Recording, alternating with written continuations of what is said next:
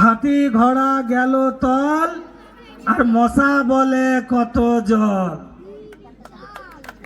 খুব বড় বড় কথা বলছিল যে চেয়ারম্যান হলে এই করেগা, চেয়ারম্যান হলে তাই করেগা। যেটা করলো 6 মাসের মাথায় প্রমাণ করে দিল যে অনারিয়াম কাকে বলে আর স্যালারি কাকে বলে বেচারা জানে না।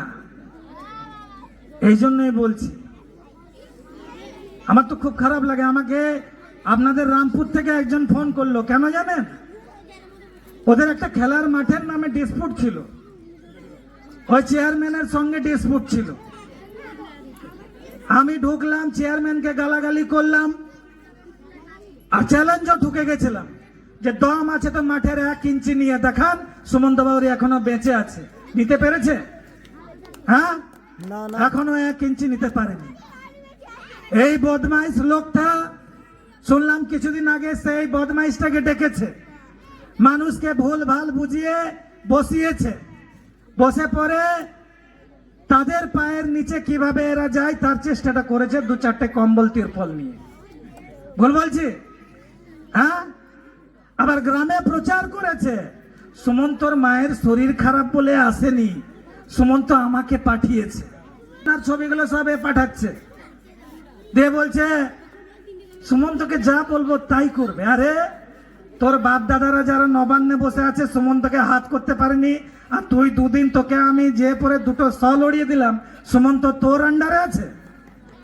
হ্যাঁ, আর ওই তোর চেয়ারম্যানের ওই পদ দেবদাস বাবুকে জিজ্ঞেস করবে, দেবদাস বাবুর বিরুদ্ধে আমি বলেছি। তো তুই কি করে ভেবে নিলি যে তোর বিরুদ্ধে আমি বলবো না? কাজ করবি তো সাথে আছি, কাজ যদি না করবি তো তোর চেয়ারকে টেবিলকে লাত মেরে ভাঙার ক্ষমতা সুমন্ত বাউরির আছে। হ্যাঁ, হাতি ঘোড়া গেল তল আর মশা বলে কত জল। চেয়ারম্যান হওয়া 6 মাস হয়ে গেল, 6 মাস একটা কাজ করেছে কিছু? হ্যাঁ, আর কি কাজ করছে? যারা নিজের জীবন দেওয়ার জন্য ওই মাঠের জন্য প্রস্তুত ছিল, রাতের অন্ধকারে তাদেরকে ফোন করছে, ফোন করে বলছে ওটা চেয়ারম্যানের সঙ্গে মিটিয়ে নাও, ওই বল খেলার মাঠটা বলছে দিয়ে দাও প্রমোটারের হাতে। দিয়ে দেবেন আপনারা? ফোন করছে না? একদম ওই বজ্জাত লোকের কথা শুনবেন না। প্রশাসন অ্যাক্ট অনুযায়ী, অ্যাডভান্স প্রশাসন অ্যাক্ট অনুযায়ী আপনারা যারা সরকারি জায়গায় 30 বছরের উপর আছেন সেই জায়গার মালিক আপনারা। অ্যাডভান্স প্রশাসনের নিয়ম অনুযায়ী যদি প্রাইভেট ল্যান্ড হয়, যদি 12 বছর আপনারা আছেন সেই জায়গা দখল করে, তারা আপনারা দখলদার হিসেবে তার মালিকানা পাবেন। আর সুমন্ত বাউরি কোন নেতার হ্যালো বলে হ্যালো পেয়ে পরে লড়াই আন্দোলন করতে জানে না। এলএলবি করা পড়ালেখা লোক, আমি জানি যে আইন আমার সঙ্গে আছে, সংবিধান আমার সঙ্গে আছে বলে আমি ওইখান থেকে এখানে লড়াই করতে এসেছি।